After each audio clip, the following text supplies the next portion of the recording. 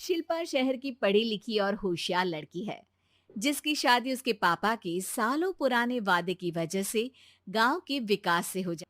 शिल्पा की सास पुराने ख्यालों की होती है। अरे शहर की हो, इसका मतलब ये नहीं कि जो मन आए करोगी। घर के कुछ नियम है जो तुम्हें भी मानने पड़ेंगे। हाँ। मम्मी, मुझे रीति रिवाज से कोई दिक्कत नहीं है, पर ऐसे नियम जिनका कोई मतलब ना बने, वो तो गलत है। हाय, देखो तो। अरे घर आए एक दिन पूरा नहीं हुआ और सास से जुबान लड़ाना भी शुरू। नई बहू हो, अपनी हद में रहना सीख लो। हाँ। इतने में विकास भी वहां आ जाता है। माँ, मुझे लगता है शिल्पा को घर रहने की जगह दुकान चलना चाहिए। इसकी नई चीजों की समझ और सोच हमारे बिजनेस के लिए बहुत अच्छी रहेगी। बहुत गुस्सा आ जाता है। अच्छा। अरे बीवी के आते ही तेरे तो सुर बदल गए। अगर ये दुकान जाने लगी तो गांव में क्या इज्जत रह जाएगी हमारी है। लोग क्या कहेंगे। ये कहीं नहीं जाएंगे बस। हाँ। माँ के आगे और कुछ बोले बिना विकास वहां से चला जाता है और सास शिल्पा को घर के कामों में लगा देती है। उसी रात विकास और शिल्पा साथ बैठकर बातें कर रहे होते हैं। मम्मी ऐसा क्यों सोचती हैं कि औरतें कुछ नहीं कर सकती, और उन्हें लोगों की इतनी चिंता क्यों है? पापा दुकान संभालने की कोशिश की थी, पर लोगों ने उल्टी सीधी बातें सुनाकर उनका आत्मविश्वास इतना गिरा दिया कि वो कुछ कर ही नहीं पाई और सोचने लगी कि शायद औरतें ये सब कर ही नहीं सकती, इसलिए उनसे भी नहीं हुआ। लोगों की यही तो दिक्कत है, उन्हें अपने से ज्यादा दूसरे की जिंदगी में स्वाद आता है।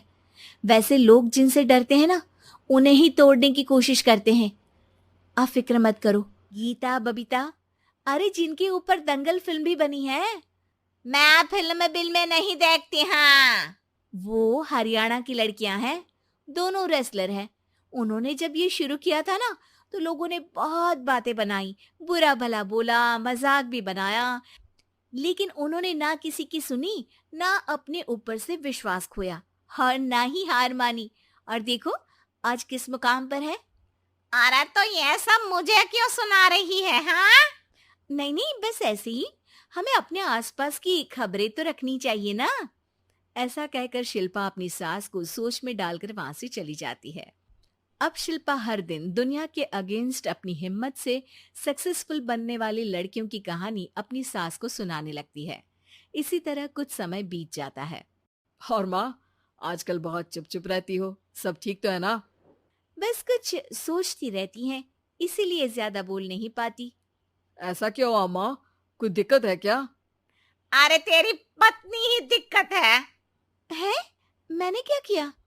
अरे रोज मुझे कुछ समझाने के मकसद से एक नई कहानी सुनाती है, पर खुद नहीं जानती कि मुझे सब पहले से पता है। हाँ। तो फिर दिक्कत क्या है माँ? लोग क्या कहेंगे? अरे उनका तो काम ही है कुछ ना कुछ कहना। आप ये सोचो कि उन्हें नजरअंदाज करके हम साथ मिलकर किस ऊंचाई पर पहुंच सकते हैं। बेटे और बहू की बातों से सोच में पड़ी माँ वहां से चली जाती है। अगली सुबह सबसे पहले तैयार सास आवाज लगाकर बेटे और बहू को बुलाने लगती है। अरे कहाँ सोते पड़े हो दोनों? किसी को घर में कोई काम नहीं है क्या? हाँ। सास की आवाज सुन शिल्पा भागती हुई कमरे से बाहर निकल आती है। तुम काम निपटा कर आ जाना है। सास की बात सुन शिल्पा और विकास खुशी से फूले नहीं समाते। ये हुई ना मेरी माँ वाली बात।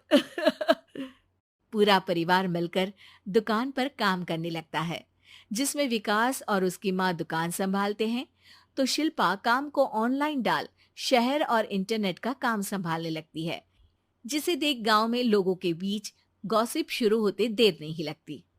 और अब क्या विकास भाई, अकेले काम संभल नहीं रहा था तो नौकर रख लेते। और तो को यहाँ लाने की क्या जरूरत थी।